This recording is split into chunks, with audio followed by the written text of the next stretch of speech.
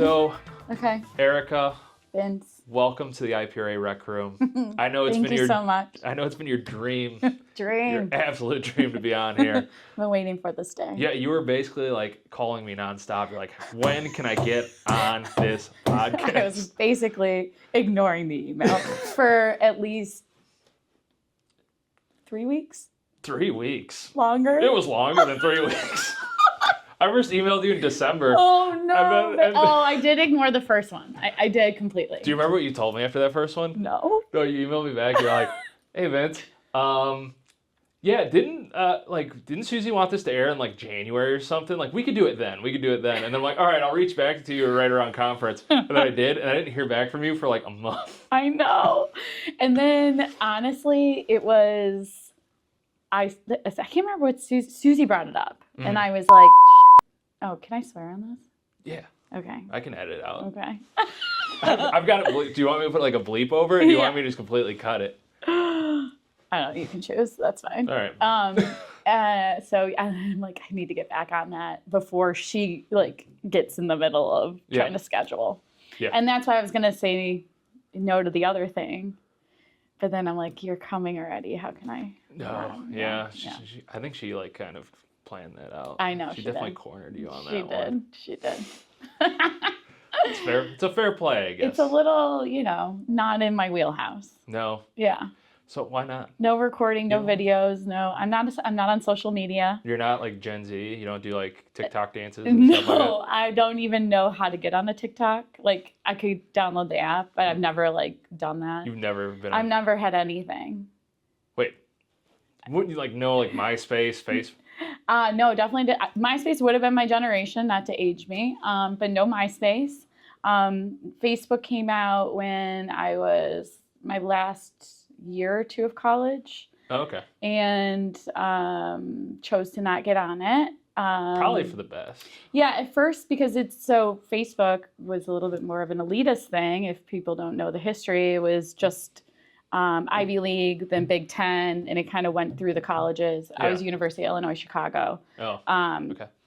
Low on the totem pole for getting the Facebook opportunity. And by the time my best friend got on it, he was at Columbia, and we were living together at the time. I was entering my position here. Yeah. And so I was full-time, knowing I was going to supervise people that were younger than me. And I don't know why I had the thought, but I just thought this isn't something I want people to know about I don't want them to know my personal life. Like, I want to be able to keep a public sector job. That's fair. Separated. It's the best thing I've ever done. Yeah, no, I think But I'm out of touch. I'm very out of touch. I don't know anything. Well, most people on Facebook are out of touch. Wow. I don't know if you've been on Facebook lately, but I've never been on Facebook. I will say, you haven't even creeped anybody else's? I've creeped, like, if a friend comes over and they're like, you have to see this. And then I can see how addicting it is, where you're like, oh, and then their friends, oh, and then. Yeah. So I choose not to. Now it's just people, yeah, mostly an older generation, arguing about random things in politics. And it's like, oh, this is really fun. I just need to be on this. So I feel like I get enough from people in my life being like, you have to know that this is happening. But then I also love living in, like, my bliss of not knowing. Like, I don't know anything. I don't know online culture. I don't know any of it. I want to do an online culture class. Oh, that'd be kind of fun. I would want to know because I don't know any of it.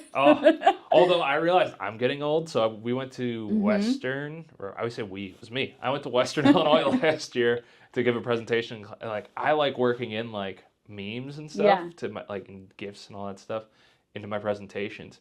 And like, I had 3 or 4 in a row where it's just like these kids were like, have no idea. What? Yeah. So then that's like the only thing I think is fun. Yeah. It's like a GIF and a text. But I think mine must have just been irrelevant. I was like, this would have slapped. This is 5, 6, 7, 8 years ago. Yeah, like people like Tim and Eric. Everybody knew what Tim and Eric was. Like, all right. So then I'm just standing there. These kids are looking at me like I'm an idiot, which I'm like, you're not 100% wrong, but like. Well, I think that's funny, actually, in a full circle moment between you and I, just having the experience of going to U of I when you were a student and talking to your class. I feel you feel like that regardless of the college students at a certain point. Right. Like it's like a blank wall and they're not actually paying attention, or at least in the same level at that moment in time.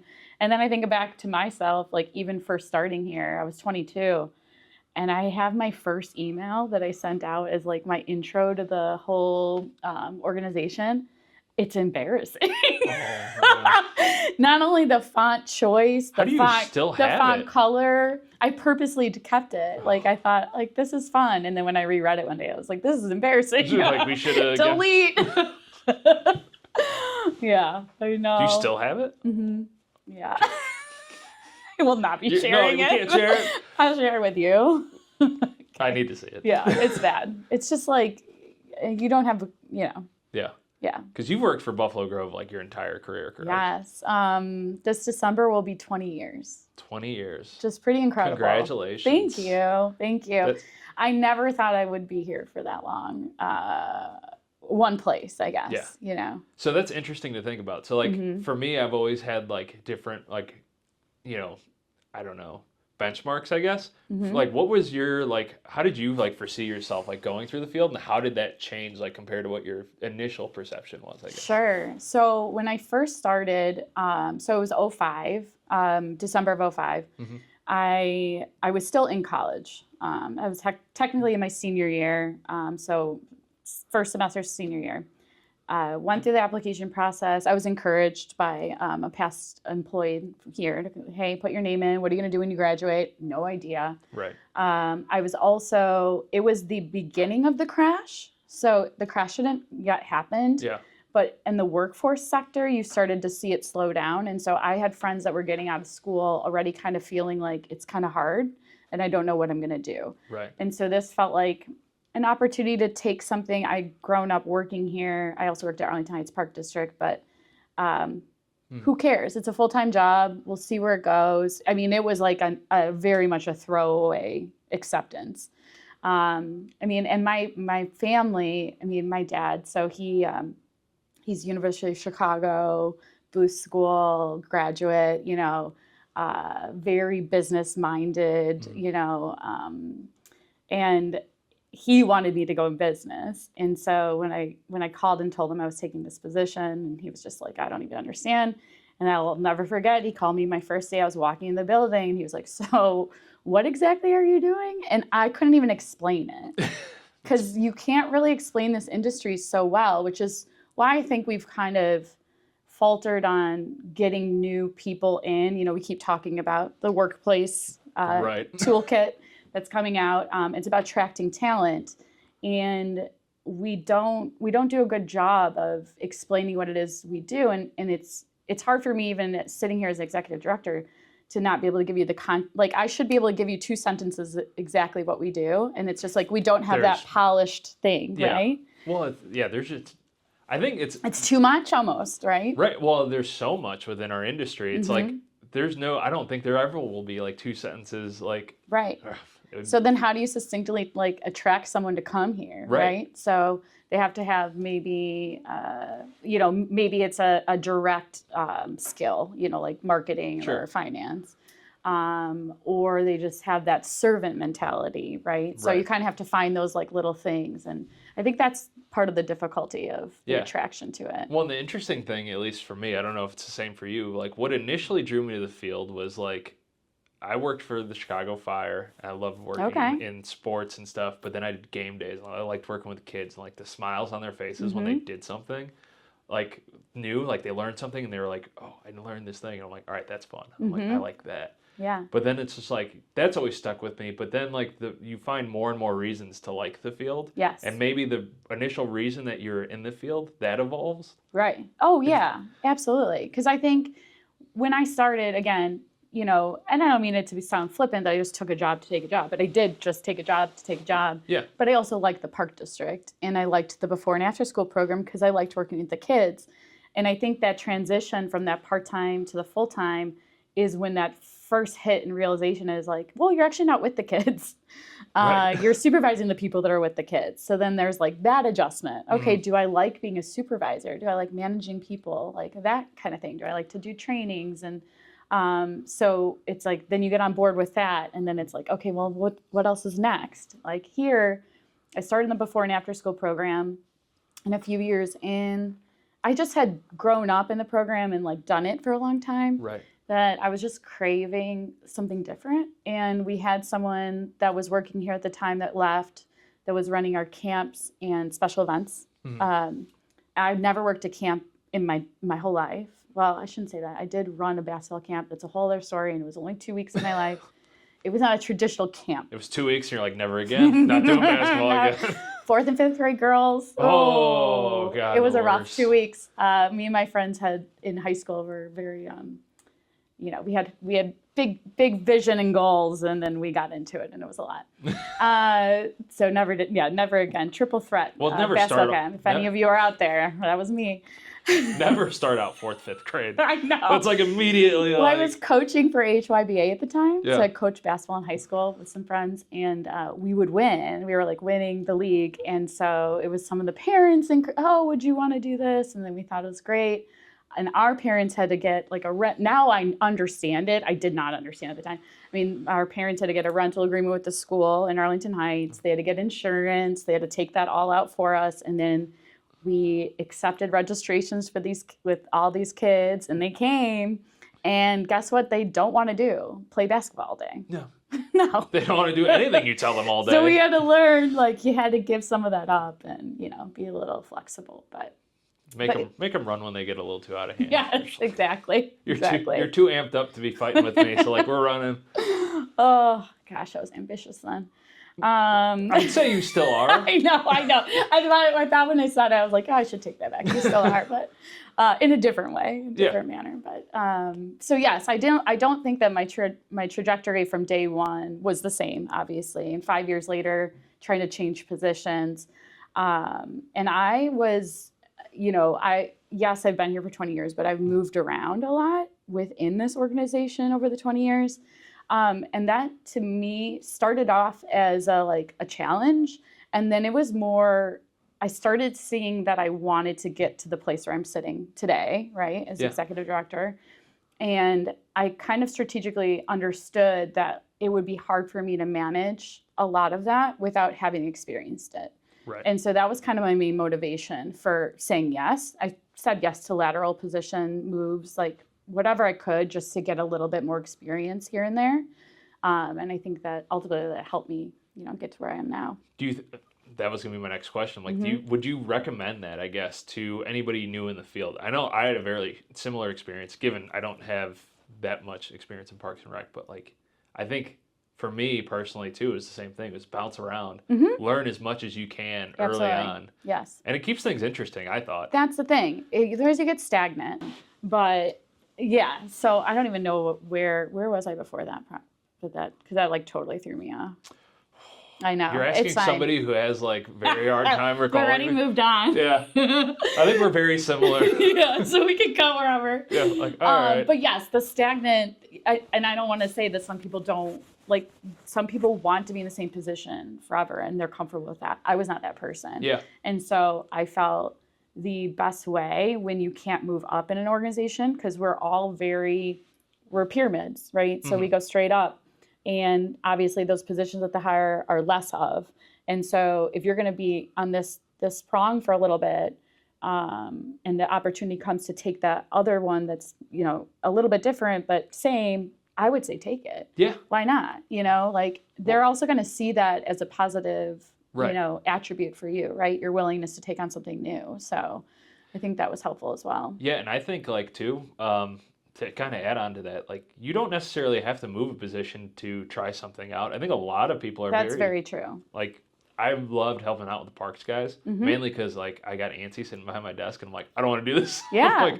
Do you guys need help with the hockey rink? Right. I'd be like, I'll be over there. Yeah, I'll come take a little bit of time and do something different for the day. But yeah, absolutely. But it's like partially selfish on my part because like I don't want to sit behind my computer. But at the same time, it's like, all right, now I know a little bit about that process, how you guys get that ready to go, and it's like now I know where like what your schedule is looking like throughout the year. Sure. So as a person who is in athletics, it was a lot easier to be like, all right, I know when I need to reach out to them. Yes. Because or else they're going to be swamped with this other thing. Yeah, and honestly, Vince, you just bought buy-in with them. Yeah. Like they are like, oh, he gets it. I appreciate that he took his time to do that. I think that, we've worked really hard here at Buffalo Grove. There's been, historical, and I don't think we're alone. I think there's a lot of agencies that would tell you this. There's been like kind of that rift between the two, right? So it's a Parks versus Rec kind of a thing. No, nobody's ever heard of that. No one believes that. And that has been my number one goal, was to bring all of us together collectively. Yeah. But I started that 10 years ago. I didn't start that while I sat in the seat, right? So I started that when I was at the Community Arts Center, and I would be there as a superintendent, and the guys would be out, and I say guys because they're all guys on the that's fair. in the department. But so yes, the parks team was out there, and they would be, shoveling or doing whatever. And I had this weird side door. You couldn't come in it, but you could exit it. Yeah. And so whenever I would see that, I go pop the door open, come in for coffee, and we just take a quick 5 minutes just to see how they're doing. Yeah. And I felt like those are the kinds of things that break down those barriers, so that it's I see you, I see what you're doing, Right. and I acknowledge it and recognize it. Thank you for it, but also can treat you like a normal person. We can have that conversation. Yeah. So. Because I think a lot of the time, they feel like they're out on an island. Correct. Right. Yeah, I think anybody, and I'm sure other people listening to this would agree with me. Once you don't work at the main building, you're not at the main admin hub, you feel that way.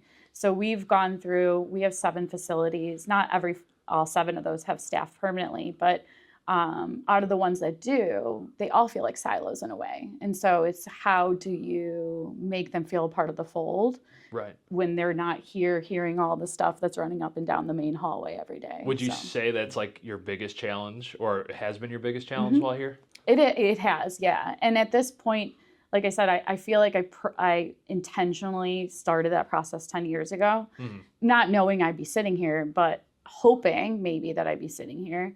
And I feel like it's something that I've created for anybody that worked for me, kind of started building that culture. And so that by the time I'm here and we're at where we're at, we're in a good place. We really have a supportive team.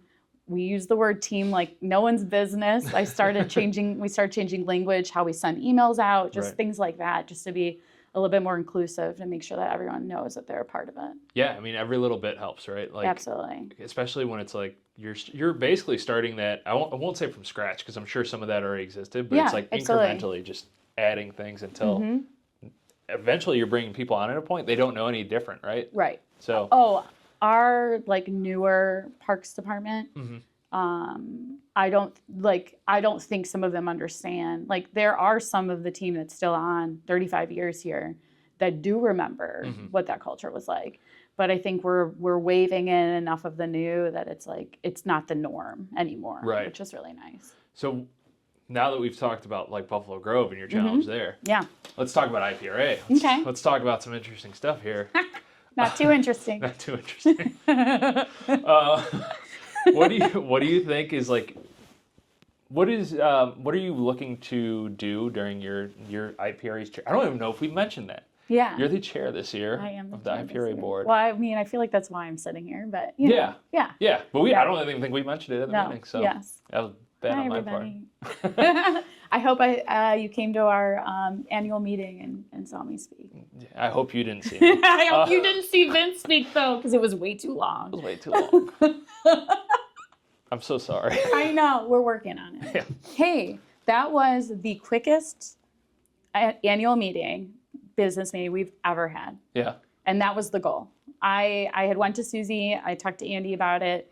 I think there's a time and place to get through some of the big things like updating the membership, but that's all. It's really an update to the membership. It doesn't need to be this 2-hour sit, listen to us all talk. Half the people in the space don't even know who the speakers are. They're looking forward for who dinner. The roles are. Yeah, exactly. Well, or the year that we did alcohol during it, which geez. That actually wasn't went last year, better 2 years ago. It did. Than I thought. But then it got a little rowdy. BG, you got a little rowdy. They weren't alone. I know they weren't alone. It was me though, looking straight at them in the corner of the room, like, stop it, I can see you. So they're like, we don't see you. Oh gosh, it's always, I love conference. Me too. It's good every year. Absolutely. But what do you think is like your biggest goal throughout your year now as chair? Like, where do you see IPRA headed? Okay, so I would say that if you had asked me this time last year, I would have said something different. I don't know what I would have said, but it would totally have been different. At this point in time, getting to today, which is, March 26th or whatever, we have some historical ways that we do business, with like getting people onto committees, joint appointments, things like that, that have really taken a back seat. And the thing is that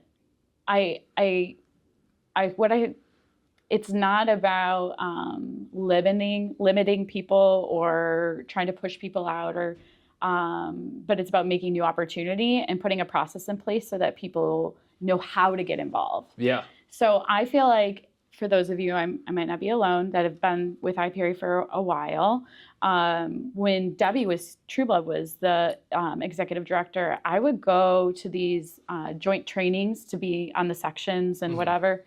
And she would give this synopsis of IPRA and all of the committees. But then it would be like, but this is a committee, but this is a section, and then this is a committee, but then this is a task force, and then this is a joint. And you would just sit through this presentation and think like, how can this person keep this in order? Like, this seems really wild. Yeah. And now having like a behind the curtains view of that, we need to clean this up so that it is a little bit more streamlined and understood, because it really is confusing as a member coming in. I want to get involved, I want to do something, but you don't know how, where, who to call. It's kind of like you got to go knock on like somebody's door and be like, hey, and then they'll be like, yeah, you got to talk to Joey. Right. And like, but say the password, and then he'll tell you how to get involved. Yes. And then, but if you have to get involved in something else, then you got to go find somebody else somewhere else. Yes, absolutely. And it's like, why hide behind it? I would rather just be like, go to the website. Yes, I want to volunteer. What do you want to volunteer in? Okay, special interest group. Like, go down the line, be able to click onto that, and then see what the options are. Right. It's just, there's too much almost. And so it's like, okay, let's bring it all into a place. Let's figure that out. So really, I feel like that's my main goal at this point, is just to make it easier for the chair behind me, and then any of the other, the future chairs of IPRA. And then obviously the staff and Susie, just how do we manage all of this interest in volunteerism, Right. Well, it's because I think as staff too, we were kind of surprised at how many people, like, once we started this process, were actually like really interested in volunteering, but we just didn't know. Right. Because of the ways that I guess things have been done before. It was always just like, do you want to do it again? Right. And if you said yes, then you got to do it again forever. Basically. I was, oh my gosh. So shout out to Gabe Castillo, if he's listening to this ever. So Gabe, we're sending it to you. We need more viewers. Gabe was in rec section conference committee. So under rec section, special interest, ran their little conference committee, which means they get put, you not only are on the rec section conference committee, but then you're on the programming committee together, which I had no idea. So Gabe was on it for years. I mean, I would go to these meetings and he finally would make jokes about it. Like, he would do countdowns and he'd play music, but he kept continuously being on this conference committee. And he was almost like a man of one on this group. And then we started transitioning. My friend Stacy Van Inkenvoort, I'm going to make you listen to this too. She joined. And she's like, will you join it with me? So her and I became co-chairs of, again, rec section's conference committee. We did it for over 10 years. Really? I didn't want to do it for over 10 years. It's just, I don't know if we didn't know how to ask, or there wasn't this funnel upward of like, here are new people that want to be involved in it. But it's silly. I hope y'all love the rec section sessions we put together over that 10 years. We didn't have complaints about it, and obviously everyone gets to submit, but it was one of those things where it's like, we should probably change this up. It shouldn't just be the two of us constantly doing this. So it's a small little like view that I knew was a thing. Right. But then when you see that it's a thing across all of the things that IPRA does, Right. it's like, all right, it's time to put some plan in here. Some pen to paper. Yes. Well, it's absolutely. also nice when it's like you're picking things up. And that was the biggest thing for me coming in. It was like learning all of this on the fly was like, Yeah. wait, what? Yeah, especially, I mean, Debbie's Power, it was the funniest slide Yeah. to watch all of the stuff. And you're just like, what? And it's all in like 8-point font. Yes. And you're like, I have this at 200%. I'm like squinting and I Yeah. still can't see everything on the screen. Yeah. You're almost like, can we put it in an organizational chart Yeah. so I can understand it? And I don't even think you could have done that at the time. So maybe a Technology little wasn't there. better now. There's like the way I imagined it is if you watch It's Always Sunny in Philadelphia, Mm-hmm. you know when Charlie Kelly's at the pin board with Pepe Sylvia Yes. and he's just got Yeah. pins. It's literally like that. Yeah. It's, where is it? That's the only Who's way I on? can describe it. Yeah. And you're just like, who do I reach out to now? And they're like, oh no, that's not it. Yeah. So it's been an interesting process. I thank all of the individuals, the leadership on the committees that I've been working with and reaching out to, and everyone's been very understanding. It's not my fault. It's not IPRA's fault. It's just like where we're at. And Right. so I do appreciate that people have been warm and receptive of it. Yeah, that's always nice. Yes. It's always a plus. Yes. So when you're coming out of like this process, right? Like, well, you're in the midst of it, right? Yeah. How do you unwind from dealing with all of that uncertainty, let's say? Like personally Yeah. unwind? Okay. Because I feel like sleeping without thinking about work or IPRA stuff is very difficult. And I know I'm not alone. I've talked to a lot of other executive directors about it. It's this weird, like, wake up in the middle of the night and you're thinking about whatever that has to do with work, and it can be pretty annoying. So I go to a lot of yoga classes. Yeah. I'm probably about like 5 days a week. Really? Yeah, and then I also teach yoga. So I teach Oh, nice. twice a week. I teach on Thursday nights and Saturday mornings. If you ever want to come, I'll let you know where I'm at. And that has been a tremendous joy. I've been doing it for 10 years. And I don't know, it's funny starting that process out. It was kind of just like a thing to do. I was coming out of my 20s and felt like I just needed something at that time. Yeah. And the opportunity presented to take a training, and I can't believe it's been a decade, honestly. But it's amazing, and it gives you a purposeful way to turn your brain off and not think about those things, even if it's for like 60 minutes at a time. I can say when I'm doing yoga, the only thing I can think of is, oh my God, my hamstrings are on fire. It's so typical for men. It's the worst. We can see it. It's just like this tightness, yeah, and then leads to your low back, and yeah. It's a nightmare. It's a nightmare. I'm like, I'm too young to feel like this, I feel like, but Yeah, I had my nephew, so he's 19. He came to my class a few weeks ago for the first time. He's going to school out here outside the city. And it was so fun and so enjoyable to watch him. But he doesn't have the hamstring issue yet. But the struggle was fun. I've disappointed our teacher so much. I could tell the first day she's like, you have to do it this way. And I was like, my body physically will not let me. If I do that, I'm breaking everything. Yeah, you don't think you can, but you can. Oh. Over time, keep going. Yeah. Well, that would be my I encouragement. haven't been on a while. See? Then it's not going to help. No. Got to keep it consistent. No. But yeah, so yoga for sure. We also, my husband and I have a boat. Cool. So we're not like some rich people that could, so we'll put that out there. It's not a yacht. It's not a yacht. It is a 22-foot speedboat, Hey. Sea Ray, for those boaters out there. But it was his father's boat. He, during COVID, wanted to kind of like downsize things and get rid of things. And so he had asked if we wanted it. It was in terrible shape. Sorry, I hope Ron Sr. doesn't listen to this tape. It was in really bad shape. If we reach Ron Sr., that would be amazing. that would be great. So we put a lot of money into fixing it up and committed to it. So we're in the city of Chicago. So we're at Diversity Harbor. Oh, nice. And so we're a quick, 20 minutes down Diversity to get there. And it's changed our lives. Yeah. It's kind of incredible. So while you're cruising on the boat, Oh. or maybe while you're working. Or just sitting on the boat. My husband's working on the boat and I'm reading and doing all the things. What tunes are you listening to, Oh, though? gosh. What's your go-to playlist? Well, I love some rap playlists. So Favorite rapper? So that changes. I really do love Drake. I don't think you can get around it. I know. He's having a rough He's having year. a really rough go. Kendrick is it's not great. He kind of It's not a great look. Yeah. No. Some of the things that were said, not a great look. Still love him. I know. And this is gonna be controversial. I mean, I love Kanye too, and that's a controversial thing to say at this point. I think it's the music, not the person. Right. So that's hard. But Through the Wire, great song. Yeah, but I love like Future. I like to get pretty grimy.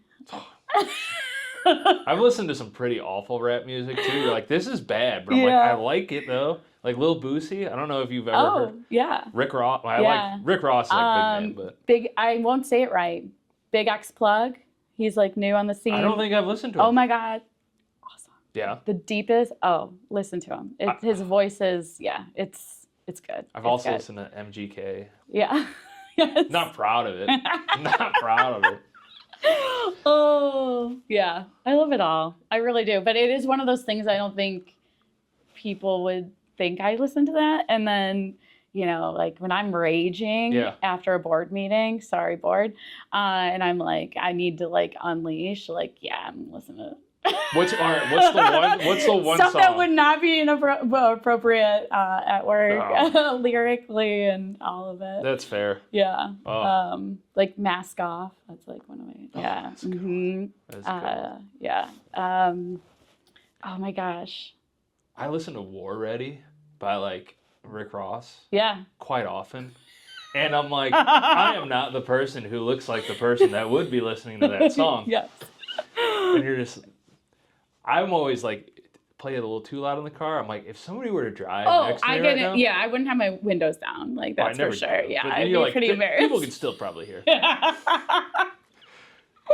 that white kid is getting a little too into it right now. Totally. I know. I was just trying to think of, Be Humble. That's a jam. Like, when I'm really upset about something at work, I'll like, just like... Mo Bamba, also, shout out, check Wes. That's another good one. Oh, yeah. But yeah, I mean, I like some of the ladies. I love a Rihanna, Yeah. You know who's that? SZA, like, Have you listened to Doechii? Yes. Oh. Yes. I just found out about her. Yes. We're starting a music podcast I know. now. Here we go. Can you imagine? We started like a rap podcast. They're like, what's happening? So like IPRA has really shifted up lately. Really changed the narrative. People, let us know if you'd be interested. Oh, seriously. Could you imagine? Oh my God, no. But I had a coworker at conference. I had some music on, and they came in, and he was like, "Oh, you really?" Yeah. I was like, "Yeah, yep." So yes. I've got a funny story. So I was at a curling thing this past week, and we were talking about. And they were playing like Backstreet Boys, like 2000s music. Yeah, fine. And I was like, can we get Chief Keef going right now? They're like, and one of the guys like slides past me. He's like, God, he's like, could you be less Chicago right now? I was like, we're in Minnesota. Oh my God. So I don't know if you do this, but I do this. I will mimic whoever's accent is talking to me. Sure. So then you start talking like, there now. Yeah. Hey there. There was this guy from Northern Ontario. I had never heard the accent before, but we're talking. And I'm like, oh yeah, don't you know? Like, where are you from? And I'm like, what accent am I doing now? And he's like, is this guy okay? Yeah, he's like, what's wrong with him? It's awkward. Where'd he go from there? And then I saw him the next day. He's like, good morning. I don't know if he said mate. He might have. Or something else Canadian. Something, yeah. But I was like fist bumped him. I'm like, he thinks I'm such an idiot. Yeah, he does. My family, I'm from Sheboygan originally. Oh, yeah. Yeah, so Home of Lakeland College. Don't ask me why I know why that. would you know Lakeland? Soccer. That's really random. That is a very random thing to know about Sheboygan. I wasn't a very good soccer player, so I got contacted by a lot of weird schools. Yeah, because what would that even be? I think they're like NAIA. Yeah, right. Like that. Okay, like even. Might have been D3, I'm not sure. That's really funny. No, so with Sheboygan, so the accent. So I was born there, first grade, moved here to this area generally. And every time I would go home to Sheboygan, it would come back. And then I would come back and then be like, what is happening? I'm like, I know. It's just being around the aunts and the cousins. You get the O's back, like. Do you say ope? Ope? Yeah. No. Oh. But I say soda. Oh, really? Have you ever heard of, instead of a water fountain, it's a bubbler?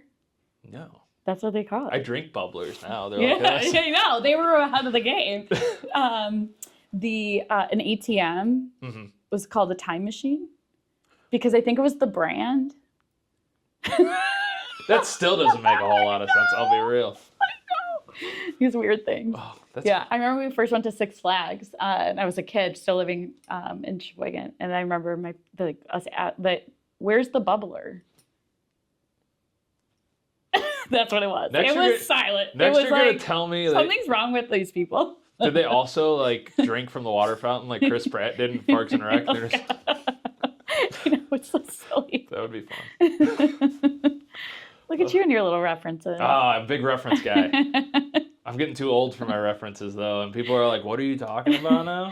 These young kids are like, who's this loser? I feel like I'm in a weird spot. I'm like threading the needle. Like, all right, 20-year-olds don't understand me, and like 50-year-olds never understood me, so I'm like, You're in a weird middle. Oh, God. My AI presentations, I'm just like, God, I hope one person. And then if one person laughs, I'm like, all right, that's my guy. Yeah, right there. You see me, buddy? You get me. Thanks for being here. So much fun. Oh. Well, this has been a blast, Yeah, Erika. absolutely. Do you have anything you want to shout out before we close out?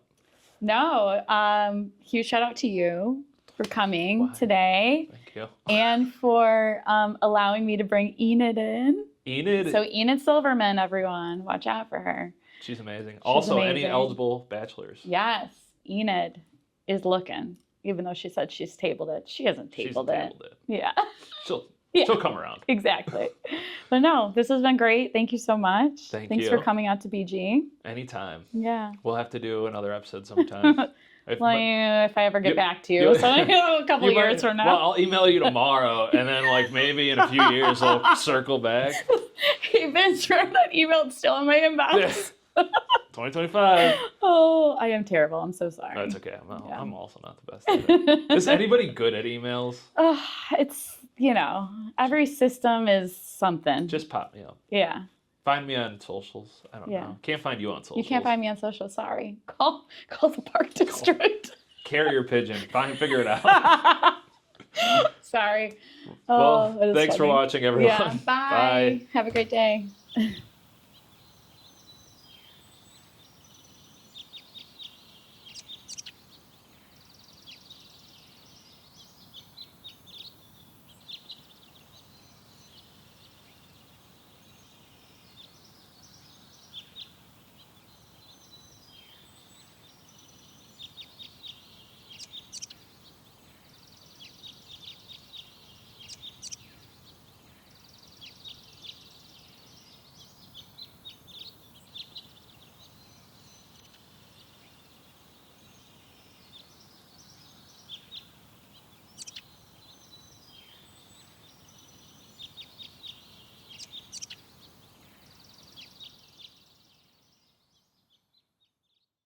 Yeah. You just had your birthday, right? This was my birthday was March 15th. Oh. So they all came and it was a double celebration. Nice. But they really kept it a secret. And when my son called at 3 o'clock that day to say, Mom, I'm so sorry. I'd love to be there. I'm wishing you good luck. He was right at the airport. Oh. But they all kept such a secret. When they came walking in the door, I could hardly comprehend. 11 out-of-towners. Yeah. So she had 11 people come from out of town to surprise. California, from No one said anything. So they didn't know until literally they I showed saw up. him walking in that day. I knew my brother was coming. He was helping, and it was stressed. But my son, my granddaughter, my nieces, nephews from Kansas City, from 3 different states, they all came and surprised me. Mhm. And they were successful. I almost didn't know who I was looking at. I was so overwhelmed. So it was wonderful. Yeah. And I had some Chicago family there too. It was a fantastic affair, greater than I could have ever imagined. Good. That's what we wanted for you. Starting it Yeah. was a real honor for me. It was an honor Thank for you. me, of course. Oh, You're okay. welcome. And I will get you a copy of that speech. I'd love to see it, but I was still in a daze. Well, this has been a wonderful place to work. That's why I'm here for 26 years, Mm-hmm. and I hope a lot longer. I hope so too. You, from the top down, are all supportive of the program, friendly, kindly. It couldn't be nicer. Mm-hmm. And that's why we flourish so well. Absolutely. Okay. What do I call your students? Cult-like following you around. She's like, Well, yeah. It's been great. And so many of the staff came to the party, Mhm. 20 of them or something. Yeah, absolutely. And you start the whole thing with the flag was amazing, Mm-hmm. far more than what I expected. And this is frosting on the cake because I love working here. I love my students. I love being able at my age to do what I love, Mm-hmm. and I still love it. Oh, well, we're so happy to have you here at the Park District, and also thank you for agreeing to chat with us a little bit today. Well, it's a team. You and my students, all of us Absolutely. make it successful. Absolutely. And a lot of people in my class, if they move, I had one student, she came home from buying a new house with her husband. She says, how come I should be so happy and I'm not? Because I won't be in district. Oh, And you won't they get in have to district wait a rate. week later. And it's Yeah. usually hard to get in. It is. It is. And Her so- classes fill up like the day. Yeah, yeah. Standing lines outside. Yeah, it's a Yeah. whole thing. They even give them coffee and donuts some years. Well, So it's a- he's going to ask some questions, and then we'll Okay. kind of respond. So over your 26 years, what has been like your favorite moment? Like maybe funniest moment could be like the most impactful moment. well, there's only one sad moment when a couple of the students did something that I didn't like. And as much as I love it, and I've been here for 26 years, and everybody is fantastic, this hurt me Yeah. because mostly we have a love affair. I love my students; they respond, and I thought, oh, I'm leaving, and my first supervisor, Chris Eckert, must Shout have out to heard Chris. about this incident, and he came down and he hugged me with a feeling of understanding that I was misaligned, whatever. And so that was the worst. The best, every day is fun here. Every day is support of staff, anything I need from the maintenance to the very top person. It's all run beautifully well. The desk takes my high maintenance needs and does everything I need. Shout out to the front desk. It's just been, every day is happy, wonderful. But this celebration, if I'd had a dream of how wonderful it could be, it wouldn't have matched. It was just to every last detail fantastic. So I hope I'm here for a lot longer.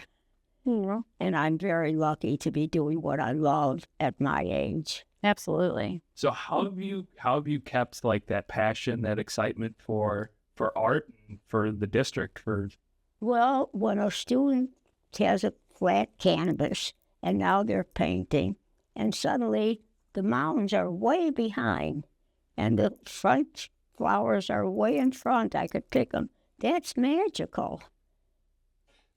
How do we do that? How does that work?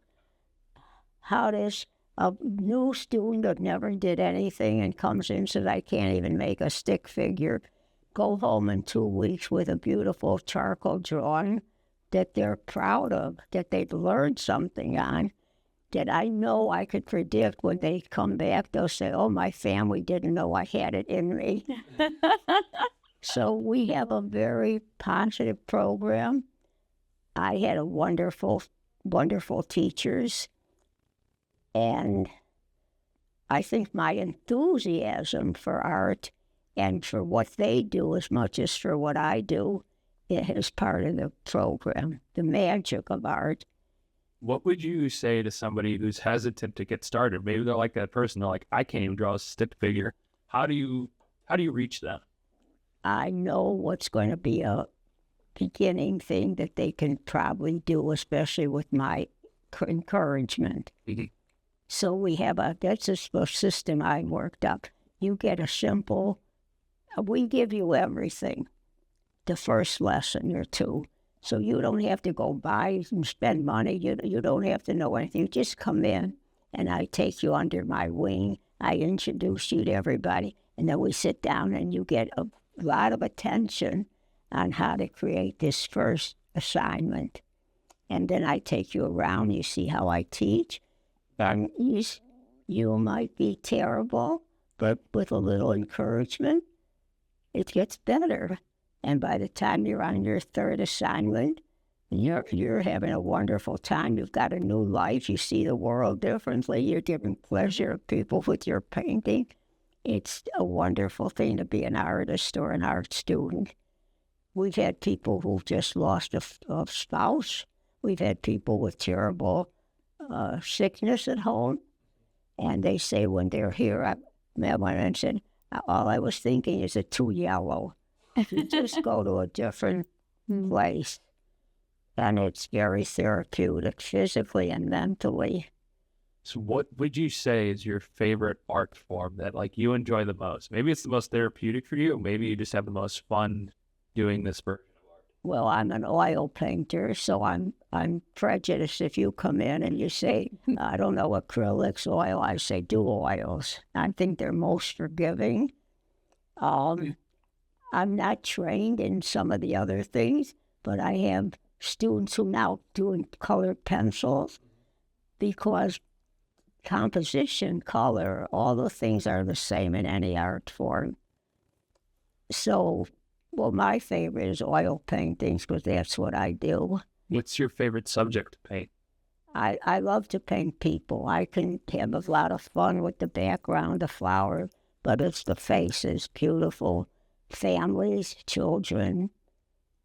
I like to paint beauty and love. That's so sweet. In the style of Monet, he said, I don't have messages in my painting. There's plenty of ugly things in the world. I just paint pretty pictures. So that's my message too. With the amazement of how you can put some paint on a canvas and people travel to the Art Institute, to the Louvre, just to see paint on a canvas. What is so magical about it? And that's part of my teaching too. If you have one message to give somebody, could be a life message, could be a message in art, like what would you say to somebody who's like just, they're maybe like they're early on in their art journey, maybe they're early on in their career. Like what is one piece of advice that you could give to them? This will be frustrating. Rarely will you get a perfect painting that you think is wonderful. But when you get that one, that's a wonderful high. And that painting will live longer than you will. Oils. Back to the oil. It's gotta be oils, right? Yeah. I might mention I was on television for over 20 years interviewing some of the most famous artists. Really? Yes. What channel was that on?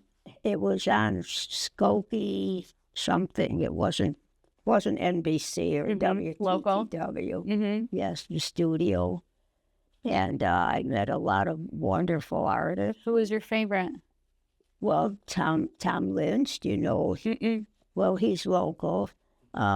I had artists who have written books and are very famous ones. And we didn't pay them; they were just guests. But once you say you want to be on television, most everybody says yeah. And then I'm like their mother. I don't say tricky things. At a time on the phone, I just talk to them and I see what's their passion, and then I ask questions about that work. Was there ever an interview that you're just like, this isn't going well? Like, One time, this guy was pretty well known years ago, and I used to look in the gallery at his work, and I thought he was wonderful, and I asked him to come on, and he said, okay. And then 5 minutes before we're going to start filming, we had 3 cameramen. I asked something. He said, oh, I don't like to talk about my work. What are we going to do for half an hour? And so then I looked at one of his paintings, and I said, the way you have that door closing or that realism, how did you achieve that? Bingo, he started talking, and that was... Oh, so it's all talk. Yeah. And then I had I can't come up with the name right now, but the famous architect. Oh, I had Ed Paskey. Did you ever hear that name? He had a one-man show at the Art Institute. He's the only graduate of the School of the Art Institute that ever had a one-man show at the Art Institute. And I asked him to be on, and he said, sure, just a real nice guy. So then when I asked this famous architect, who I heard, no, he doesn't give any interviews, I said, well, Paskey was on. Oh, if Paskey did it, I'll do it. Oh, there you go. Working the system. that's good advice too. Yeah. Well, that's about my whole story.